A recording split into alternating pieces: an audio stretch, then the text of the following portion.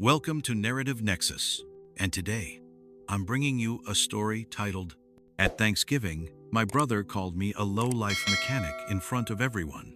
I didn't respond until I bought his house. This shocking moment took place during Thanksgiving dinner, the 23rd of November, 2023, in the quiet suburbs of Connecticut, in what was supposed to be a warm family gathering.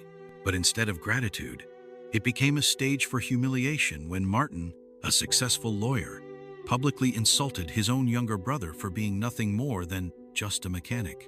What followed was a year-long storm of silence, strategy, and poetic justice, with a twist no one saw coming. Let's dive into this powerful story together.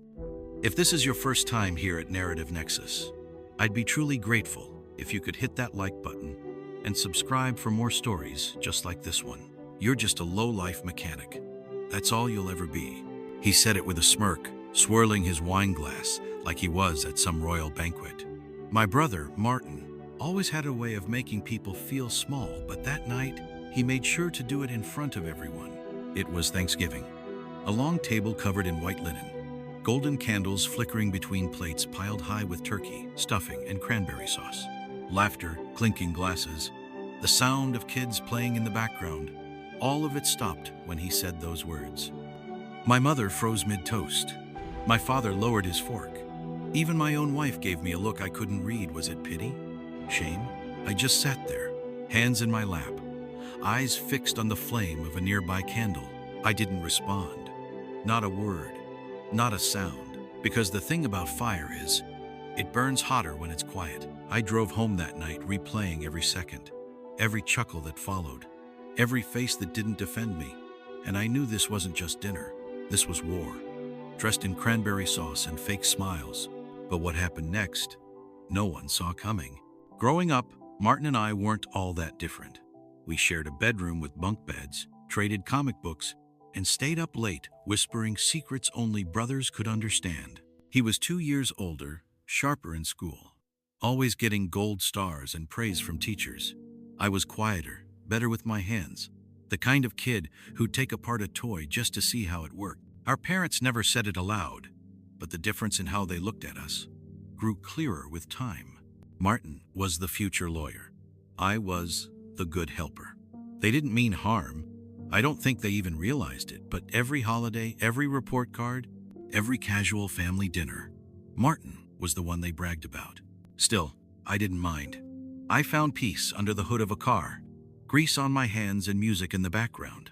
There's something honest about machines. They don't lie, don't play games. They either run or they don't. People, not so much.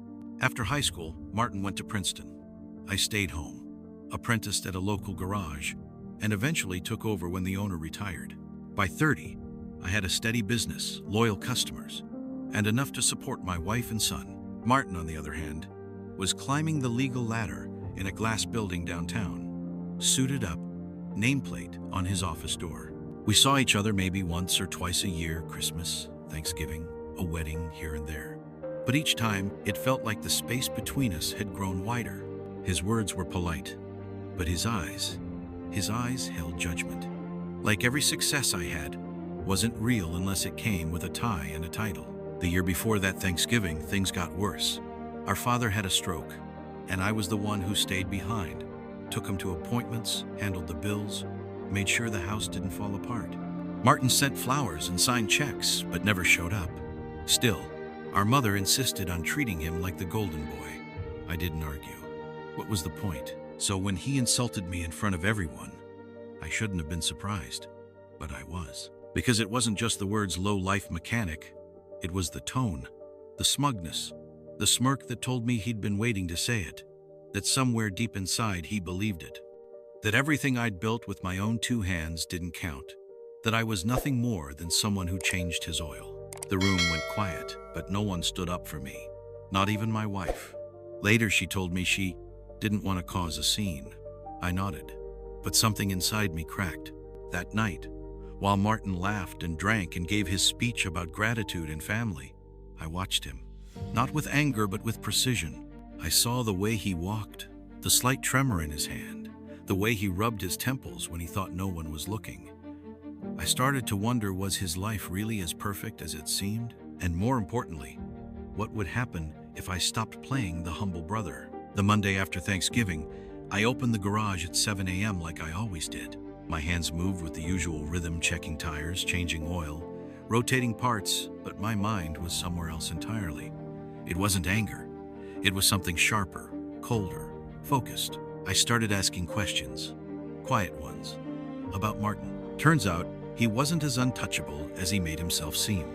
A friend of mine from high school, now a real estate agent, mentioned that Martin had recently put his house on the market. Cash flow issues, he said with a shrug. Rumors he took a bad hit in crypto, trying to unload the place before the banks get involved. I didn't say a word, just nodded. But inside, something clicked. That night, I sat down at my kitchen table and pulled out a yellow legal pad. I didn't need revenge. I needed clarity. So I made 2 columns.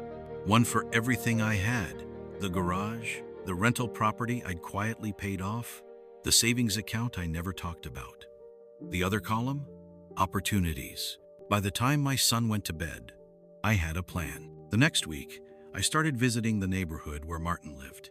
Posh, yes, but the kind of posh that was built on loans and appearances. I saw the for sale sign go up. I called the number listed using a different name, set up a viewing, showed up in jeans and boots, just another potential buyer. The realtor gave me a quick smile, probably assuming I couldn't afford the tile in the entryway, let alone the house. I didn't correct her. I just asked questions, walked the halls, ran my fingers along the marble countertops Martin always bragged about. They were nice. Cold, though, like him. Back at the garage, I kept things normal. Customers came in, cracked jokes, paid in cash. But every free minute, I was running numbers, calling banks, checking county records. The more I dug, the more I saw the cracks in Martin's perfect life. He was behind on property taxes. 2 years.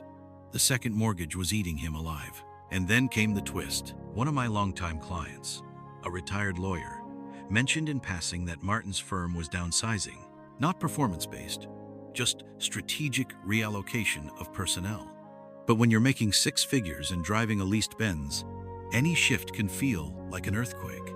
I didn't feel joy, not exactly, but I felt readiness. I met with a financial advisor I trusted, laid out my plan. She looked at me, eyebrows raised. "You know this is personal, right?" she asked. I smiled. "Only partly." We put together an offer. Clean, quiet, full cash, no contingencies. The realtor called me 3 days later. "The seller accepted," she said. "They're eager to close quickly." I signed the papers with a steady hand, but he didn't move in. Not yet. Instead, I waited.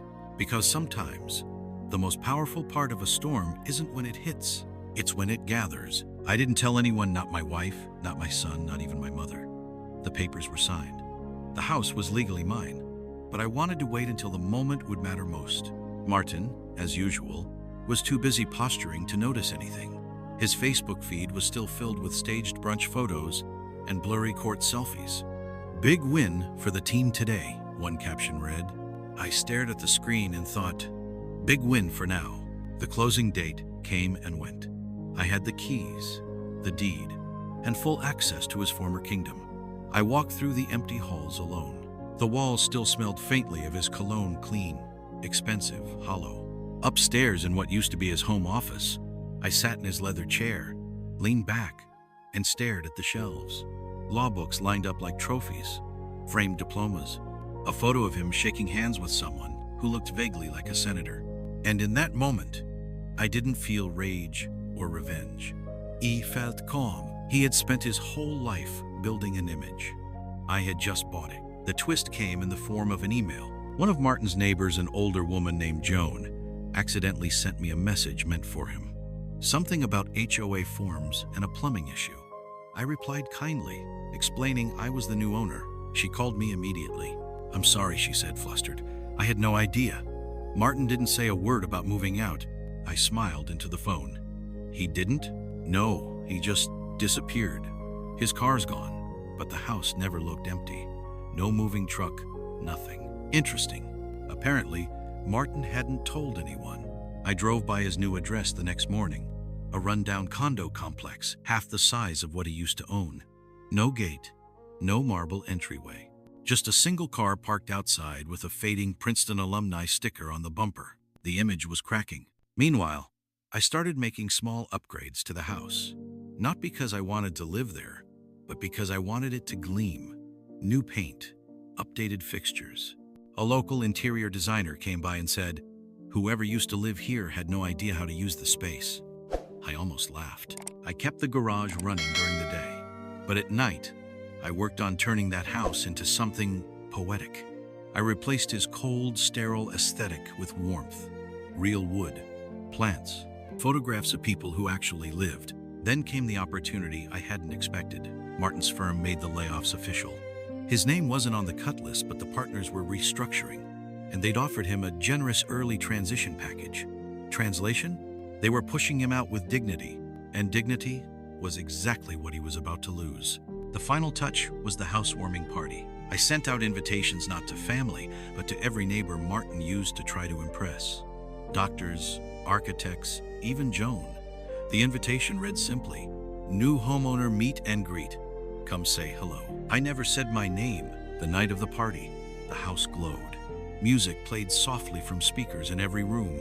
Wine flowed. Appetizers circled. People complimented the space, the furniture, the atmosphere. And then just as Joan was giving a little toast in the living room, Martin walked in. He froze. For a second, no one noticed. But then the room quieted, and all eyes turned to him. And then to me. I raised my glass. "Welcome, Martin," I said. "Glad you could make it." He looked like he'd seen a ghost. Martin didn't move at first. Just stood there, frozen in the doorway, gripping the strap of a leather briefcase that looked too formal for the room, too stiff for the moment. His eyes scanned the space, registering the music, the polished floors, the laughter, and then finally, they landed on me. For a beat, no one said anything. Then Joan, bless her soul, broke the silence. "Oh, Martin, I didn't know you were coming," she said, raising her glass. He blinked. "I wasn't invited." Her smile faltered. "Well, of course you're welcome. This is your..." And that's when it hit her. She looked at me, back at him. Her expression changed in slow motion, like someone watching a curtain fall to reveal a completely different play. "You sold it," she said softly. To him, the room began to shift subtly at first. Conversations paused. Eyes flicked between us. Someone cleared their throat. The kind of tension that hums low, like the warning before a storm. Martin tried to recover, straightened his spine, adjusted his cufflinks. "Glad to see the place cleaned up," he said, voice forced. "It needed work." I nodded. "You're right. It needed a lot of fixing." I let the words hang. He looked around, searching for an ally. But the people in that room didn't owe him anything anymore. They weren't his clients. They weren't his admirers. They were mine now. One of them asked, "So, what are your plans for the place?" "I'm thinking of keeping it as a rental," I said. "Something long-term, stable, solid." Martin's mouth twitched. "I didn't realize you were in real estate," someone else added. "I'm not," I said. "But I've always been good at building things." It was subtle, but it landed. He stood there a few seconds longer, his pride unraveling stitch by stitch. Then, without another word, he turned and left. Just like that. Later that night, after the guests had gone and the music had faded, I stood in the doorway where he had frozen. Same spot, same angle. But unlike him, I wasn't stuck. I walked through the house one more time, touched the banister he used to polish obsessively, looked at the empty frame where his degrees once hung, passed by the mirror that now reflected someone else, someone who had been underestimated for too long. He had once called me a low-life mechanic in front of everyone. Now he was the one walking away empty-handed. It's been a year. The house is still mine, though I never moved in. I ended up renting it to a young couple who just had their first child. She's a teacher. He's a firefighter. They send me photos, sometimes birthday balloons in the kitchen, the baby taking her first steps across the living room. Life lives there now, and that's enough for me. I still run the garage, still show up early, still smell like motor oil by noon, but something shifted. Not on the outside, but in the way people see me, and more importantly, the way I see myself. I don't flinch when people ask what I do. I don't look away when they mention college degrees or job titles. I've built something solid, something honest, with my hands, my time, my silence. I heard Martin moved again. A smaller place this time, closer to the city. He's working part-time now, consulting, I think. He still wears the same suits, drives the same car, but his name isn't on any building anymore. He walks into rooms now, and fewer heads turn. I don't hate him. I did. For a long time, I did, but hate is heavy. And honestly, I've carried engines lighter than that, so I let it go. The truth is, Martin didn't break me that night. He revealed me, showed me exactly how small he saw me, and how big I could become when I stopped letting that define me. He didn't need revenge. I needed to remember who I was. And now, when I stand in front of that mirror, in the garage hands still greasy, back a little sore, I don't see a low-life mechanic. I see a man who built his own name and kept it. There's something powerful about quiet dignity. In a world that often rewards noise, ego, and fast success, this story reminds us that strength doesn't always look loud. Sometimes the most profound revenge is self-respect. It's showing up, doing the work, building something real, while others build illusions. The younger brother didn't fight back with insults. He didn't throw fists. He didn't raise his voice. He let his silence speak, and when the time was right, he didn't just reclaim his pride. He reclaimed the space that once rejected him. This isn't just a story about family or betrayal. It's about knowing your worth even when others don't see it yet. It's about becoming unshakable, not out of spite, but out of truth. So if someone ever underestimates you, don't rush to prove them wrong. You skip building. One day, you might walk through a door they never thought you'd own. And that moment will speak louder than anything they ever said. So, what would you have done in his shoes? If your own brother humiliated you in front of your family, would you stay silent? Would you walk away? Or would you, like he did, choose to rise quietly, powerfully, and reclaim your worth without saying a word? We want to hear from you. Do you think buying the house was the perfect way to make a statement? Was it poetic justice? Or should he have gone further? Leave a comment below, share your thoughts, your judgment, or even your own story. Would you forgive Martin? Or was the damage already done? And if you believe this man deserves more than just respect, if you felt that twist hit you deep, then hit that like button. Subscribe to Narrative Nexus for more stories where justice doesn't need to scream to be heard. Your voice matters. So tell us, what should he do next?